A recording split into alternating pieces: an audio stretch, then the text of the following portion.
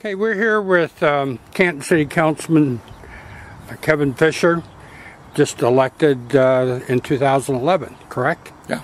And we're here in beautiful Ward 5. And this is the location of the Golden Lodge, Yes. the United Steelworkers facility here in Canton. We just heard a talk by Canton Mayor William J. Healy II. And he was pretty forthright that it seems like the only way out for Canton in terms of its fiscal integrity is to consider proposing a tax increase for the city of Canton. You heard the mayor, Councilman Fisher. What's your reaction? Well, yeah, my reaction since the day I was elected, and back before then, in 7 years of sitting in the front row at City Council, was that we need to be honest with the public about what our financial situation is, and the fact that we're getting kicked in the teeth by this governor, as the mayor pointed out. But at the end of the day, what we do moving forward is not up to myself. It's not up to the mayor. It's not up to anybody except the 73,000 people who live in this city. And so, I think we need to be honest and not go about fear-mongering, not use a lot of hyperbole, but just simply, explain, listen, we've got a choice. We can cut police and fire, we can eliminate services, or we can, seek a safety levy or an income tax. At the end of the day, that's not my choice. That's not going to be the mayor's choice. It's going to be the choice of the voters of the city. Whatever their decision is, we'll live with it. If the decision is that we should eliminate, 30 to 40% of the safety forces, well, then that's the decision of the people who live in the city. There's nobody, Marty, as you know, the conversations we've had, there's nobody that's a bigger proponent of participatory government and democracy than I am. And at the end of the day, that everybody is going to decide which type of sacrifice do they want to make.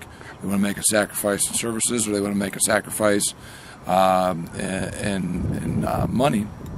And one way or the other, we're going to have to come to a decision on how we do this. So it's likely that council is going to be open to putting this matter on the ballot? I can't speak for anybody other than myself, but I can tell you that I have said from the beginning that we need to be upfront and honest, not about what 2012's numbers look like, because that's has been out there for a while, but we need to be honest about what 2013 and 2014 looks like. The way I look at it, that worst case scenario, we could need anywhere from $5 to $7 million to maintain just the current level of services. We're going to need $5 to $7 million per year by 2014, not to hire an additional cop, not to hire an additional firefighter, not to provide anything extra, but just to provide what we provide today, which, by the way, we're at about 135 police officers now, which is down tremendously from where it was just a few years ago.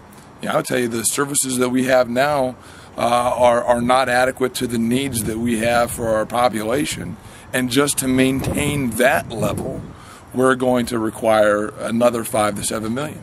Now, if the voters decide that, they would rather have less services, then that's a decision that they'll make, and we'll have to live with that. Now, council does have to put it on the ballot. Council will have to put it on the ballot. And if council decides to do that, when do you look for that to be on the ballot? November? I would imagine you would probably see it in November. You're already looking at April, end of April, going into May now. You're going to have a debate on which way we move forward. I don't know that doing something in a special election is even feasible. And again, there's 11 other people who have a vote and put that on there, and I don't speak for any of them. So if the decision is to go that route, then that will probably be, I would imagine, November, if not later. Okay. All right. Thank you. Sure.